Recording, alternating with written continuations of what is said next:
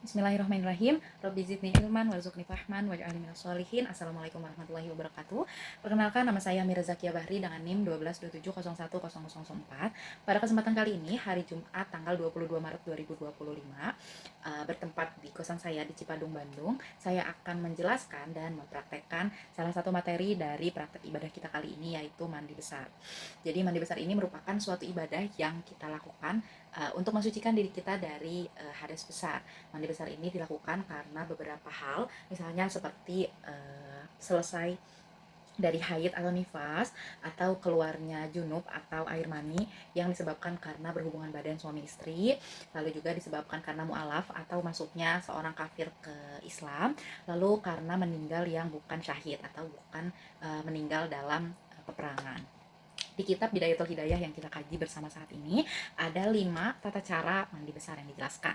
Yang pertama yaitu mencuci kemaluan, lalu yang kedua berwudu dengan sempurna seperti saat kita ingin melaksanakan sholat, lalu yang ketiga mengguyur air ke kepala sebanyak 3 kali ya, dari ke rambut gitu ke kepala, lalu yang keempat mengguyur seluruh tubuh dengan air, dan yang kelima mencuci kedua kaki dari kanan dulu lalu ke kiri secara bergantian di tempat yang berbeda. Jadi semisal kita berdiri di sini, saat ingin mencuci kaki kita rada geser sedikit ke sini gitu ya untuk mencuci kaki. Nah, untuk hal-hal yang wajib dilakukannya sendiri di mandi besar ini ada 2, yaitu membasuh seluruh badan dan membersihkan kulit yang berada di bawah rambut. Jadi semisal jika ada jenggot di sini, maka kita harus digosok gini sampai kulitnya dapat, atau di kulit rambut juga sampai ke pori-porinya harus dapat gitu ya, harus terasa. Nah, berdasarkan video yang dicontohkan oleh Ustadz Adi Hidayat yang menjelaskan dari kitab Sahih Muslim, kitab ketiga di bab 9 tentang tata cara mandi besar Rasulullah SAW, terdapat beberapa tambahan detail yang tidak ada pada kitab Bidayatul Hidayah. Yang pertama, Rasulullah itu sebelum mandi besar, beliau itu mencuci telapak tangannya terlebih dahulu, lalu beliau akan mengambil air dengan tangan kanan, lalu dituang ke tangan kiri. Itu berdasarkan Ustaz Hidayat, bisa dari keran atau bisa juga dari gayung gitu ya, kita ambil gayung lalu dituang ke tangan kiri, lalu dibersihkan kemaluannya dengan tangan kiri ini, lalu dilanjut dengan berwudu dengan sempurna, lalu kita mengguyur air ke rambut. Nah, untuk ini tuh Rasulullah itu pertama akan mengambil air dulu sedikit, lalu beliau akan meratakan airnya ini ke rambutnya, ke pori-pori kulit rambut, sampai beliau merasa semua kulitnya ini sudah rata dengan air gitu ya. Baru beliau akan mengguyurkan air ini ke rambutnya sebanyak 3 kali.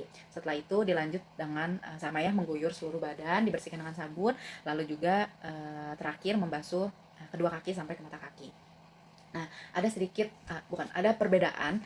Jadi ada 2 hadis yang menjelaskan bagaimana teknis pembasuhan kaki di proses terakhir mandi besar ini gitu ya. Ada hadis yang menjelaskan saat mandi besar itu pembasuhan kakinya ini, penyucian kakinya ini boleh dilakukan di akhir. Jadi saat berwudu tadi, setelah membersihkan kemaluan gitu ya, kita berwudu, itu boleh pembasuhan kaki atau pembersihan kakinya ini dilakukan nanti saja setelah mandi.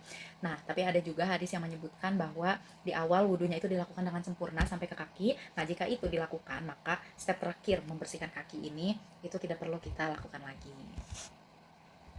Untuk dalil mengenai mandi besar ini terdapat juga pada surat Al-Maidah ayat ke-6 yang berbunyi, qala Allah Ta'ala fil Qur'anil Karim, bismillahirrahmanirrahim, wa in kuntum junuban fattahharu, yang artinya, dan jika kamu memiliki junub, maka mandilah atau bersucilah.